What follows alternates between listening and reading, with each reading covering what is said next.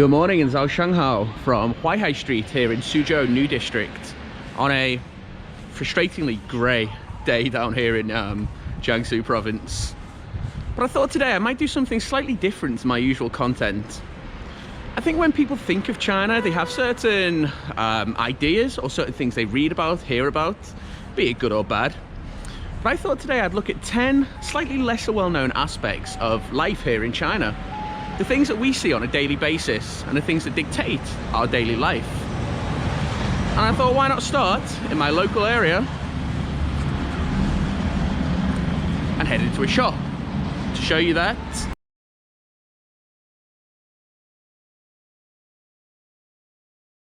请出示付款码。支付成功。 In this country, you literally never have to use cash. Not if you don't want to, anyway. I can say genuinely, hand on heart, the last time I used paper money was at the end of 2019. And the reason was, I lost my phone and I had to buy a new one. Everything can be paid for with Alipay or with WeChat Pay. And it just makes life so simple. You know, I'm not just talking about places like supermarkets. You know, we're talking street vendors, even out in the countryside, public transport, even buskers wear a QR code around their neck. You can pay with your phone. And because the money is so integrated into these online apps, which I know is starting to grow in the West slightly with the likes of Apple Pay, but not quite to the level in China. But because everything is so integrated, that leads me on to point number 2.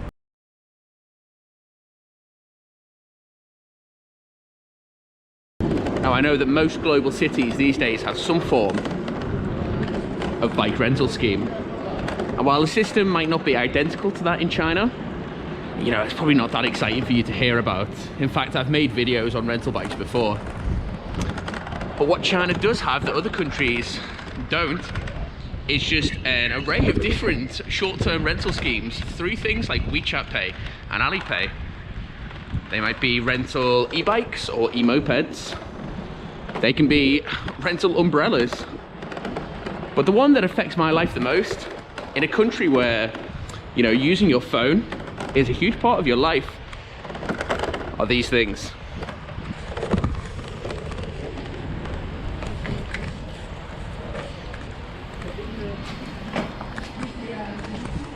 Rental chargers. I use these basically every day of my life. And it's such a good idea. You just scan in with your phone, with your WeChat or your Alipay. Out pops your charger. And then you're sorted for the rest of the day. And all you need to do then is just return it back to one of the myriad machines dotted around any city. You don't even have to return it in the same city, actually. When I moved to Suzhou, I took a train from Beijing to Suzhou, picked up a charger in Beijing, dropped it off in Suzhou, and I was sorted for my whole journey.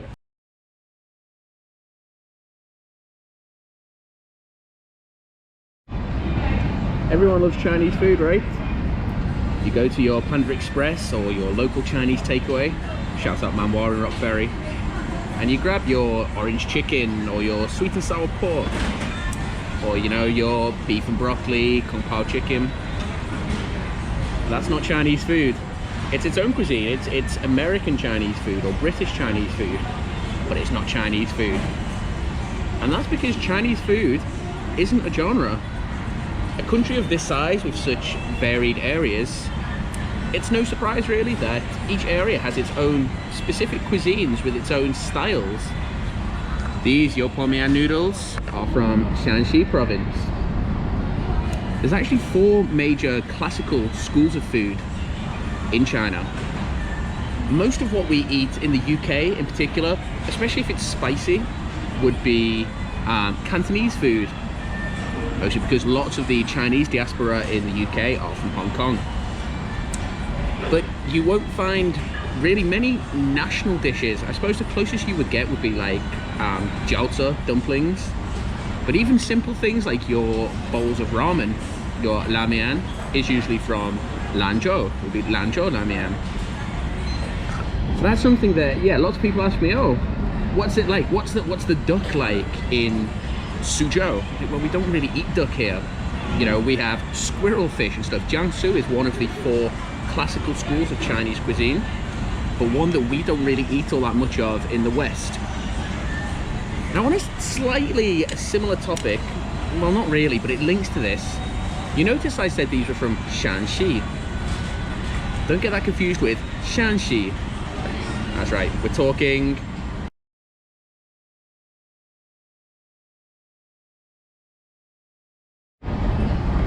I wish I could tell you the misconception was that Chinese is a difficult language. I wish I could say it was an easy language, but as a native English speaker, it's not. It's tough. I've been learning on and off for around 5 years, and I am far from perfect when it comes to Chinese. And it's not even just the fact that different areas, of course, have different accents. The thing I want to talk about is the fact that Chinese, it doesn't exist. It's not a language. I know some of you probably at this point are thinking, oh, of course, there's Mandarin and there's Cantonese. And yes, they are 2 of the languages. But in fact, there's actually a huge range of different languages used in this country. Firstly, you've got the Wu languages that you hear particularly with older people in Shanghai or Suzhou. You also have like the Hokkien languages that are used in Taiwan and in Fujian province. But they all still use the Chinese alphabet. But there are actually completely different languages that use completely different writing systems. Anyone who's seen any of my videos from Inner Mongolia, from Near Mongol, will have seen that Mongolian script is on every sign. When I went to Manjoli, they also had Russian there. That's because China is made up of a lot of different ethnic groups. It's not just the Han. Mandarin is the language of the Han. It's Hanyu, the language of the Han. I brought along a banknote to kind of show you some of the different ones. Might as well use them for something because I don't use them to pay for anything. But if you take a look at a Chinese banknote, on the front you have Chinese characters, 中国人民银行, Bank of the People's Republic of China. But if you turn it over, and this is on all of the banknotes, you have the pinyin of the Mandarin, 中国人民银行. But I don't know how well I can get this to focus, but you also have 4 of the most common ethnic minority languages. Here you have Mongolian script, which I'm very used to. I don't speak it, but I'm used to seeing it. Next to it is Tibetan. Then you have Uyghur, and you have Zhuang. Each of these languages are used by ethnic groups who make up the 5 autonomous provinces of China. So yeah, Chinese is not a language, and in fact, when you're in somewhere like Suzhou, people often call Chinese Zhongwen. But actually, when you're in somewhere where they speak one of these minority languages, they don't really call Mandarin Chinese Zhongwen. They call it Hanyu, the language of the Han, as opposed to Mongolian or Tibetan. Something quite interesting.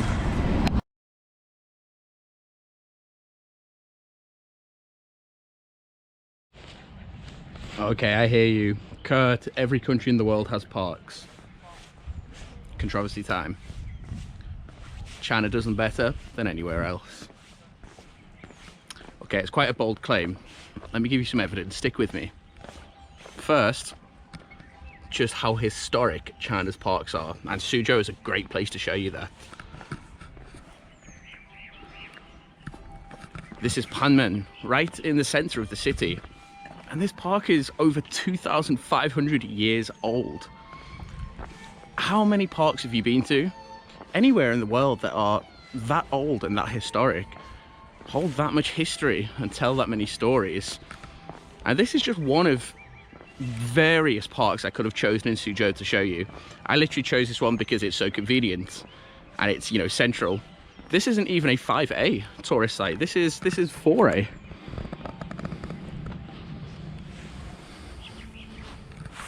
And every major city in China has these historic sites, public parks that anyone can visit.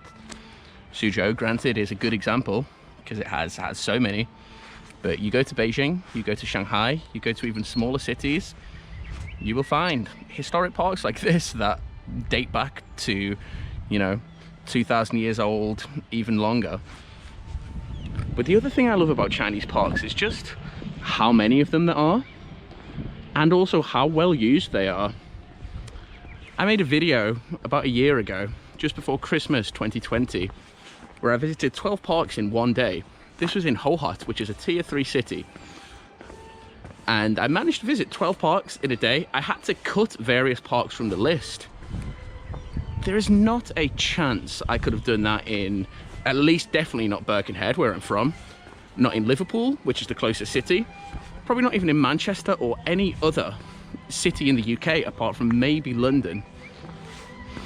And these parks, you know, I've got plenty of footage from them. I'm not going to, I promised myself after that video, I'm not going to make anything similar to that again, because about 500 if you watched it, and I did about 40,000 steps.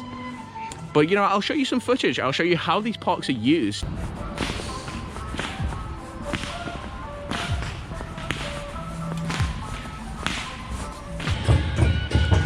This is one of my favourite parks in the world. You just don't know what to expect when you're here.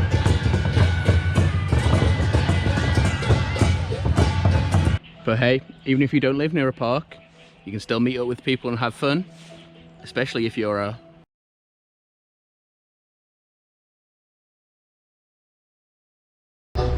any night of the week in any city in China, if there is enough space,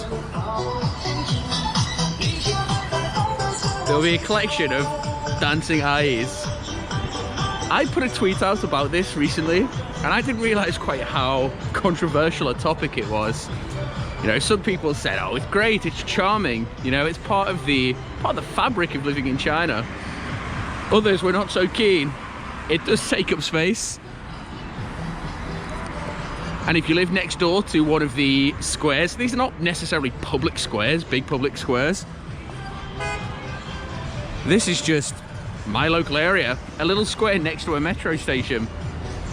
But hey, if there's enough space, they will put a speaker down and they will dance. But I think it's sweet. It's nice to see older people getting out and having fun, meeting their friends and getting some exercise. But yeah, you ask some people, they won't be quite as keen as me. And to be fair, I live slightly far enough away, just down the road, that it doesn't really affect me too much. But anyway, it's one of them things that you start to kind of take for granted when you live here. You forget that actually, when you first arrive in China, it's something that kind of blows your mind. You think, what on earth is going on here?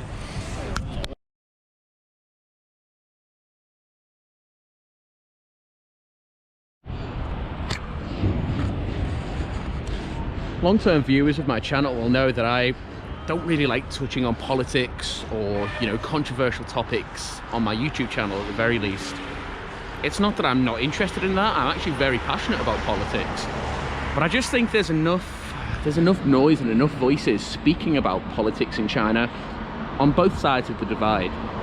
People who can do it much, much better than me and who are more informed than me. All I can talk about is the things I see and hear and experience empirically. And that's why I need to talk about this. Something I've been getting a lot recently, maybe just because it's been the run up to Christmas, is people telling me that religion is banned in China. Look, China doesn't have a state religion like the UK does with the Church of England.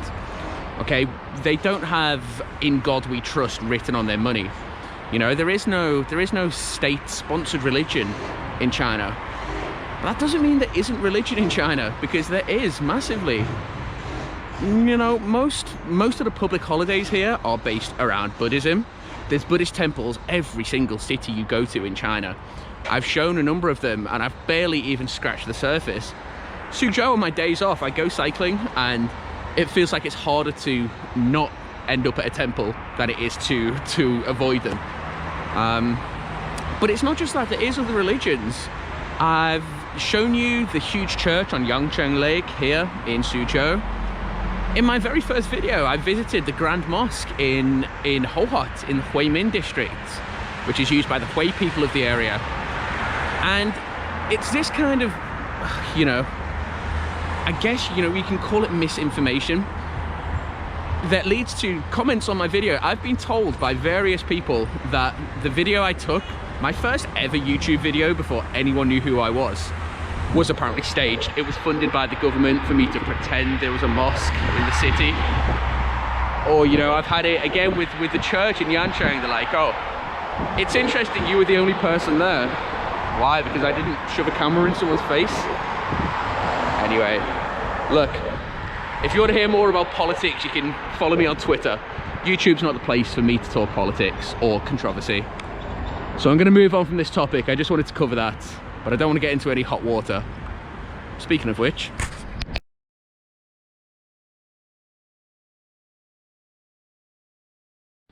in China, hot water is king. Kids take hot water flasks with them to school. If you go to a restaurant, they will give you a glass or a cup of hot water before any meal. If you've got a sore throat, a headache, you're feeling a bit down or a bit tired, drink some hot water. That's always the answer. And I have to say, in winter, it kind of makes sense, especially when you're up in the north where it's really cold. But in the summer, I just can't bring myself to do it. I'll stick with the cold stuff. Ganbei.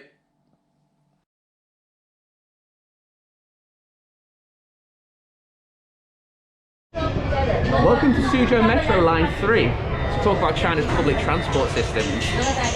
And look, is it a surprise that a city, a modern city like Suzhou, with 11 million people, has a metro system? Probably not. Is it a surprise that the metro is so clean and so modern and so frequent? Again, probably not.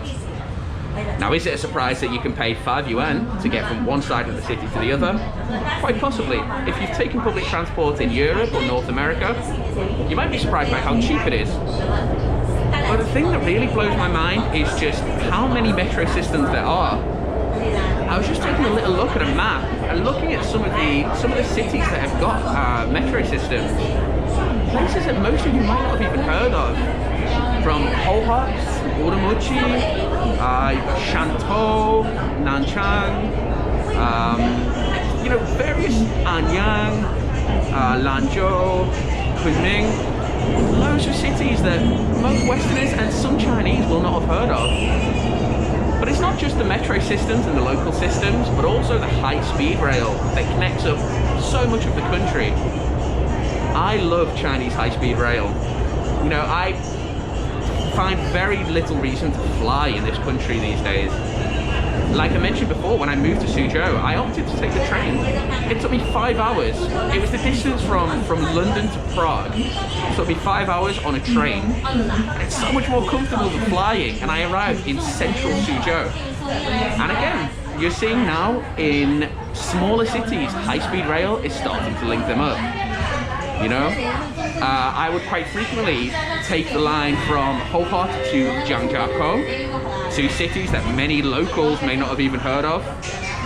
And due to that cut down my travel time to Beijing from about 8 hours down to less than 2 hours. I could take a train from here to Shanghai in 25 minutes. It's mind-blowing. There's even a high-speed rail now going through Qinghai and into Tibet. High-speed rail with, you know, with oxygen masks to cope with the altitude. It's a real feat of engineering and a real revolutionary thing that makes life so much easier. And it opens up this continent-sized country to travel, and there's so much to see.